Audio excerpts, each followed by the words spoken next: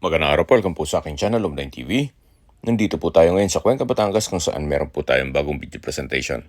Isang residential farm property na may overlooking view. May lot area po ito ng 1,826 square meters along cemented barangay road at may access na rin po dito ng tubig, kuryente at internet provider.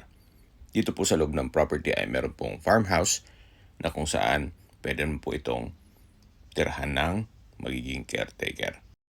Punong-puno rin po ito ng fruit-bearing trees gaya ng mangga, langka, nyog, saging, at marami pa pong iba. Napakalapit lang din po nito sa National Highway, kaya accessible po ng public transportation.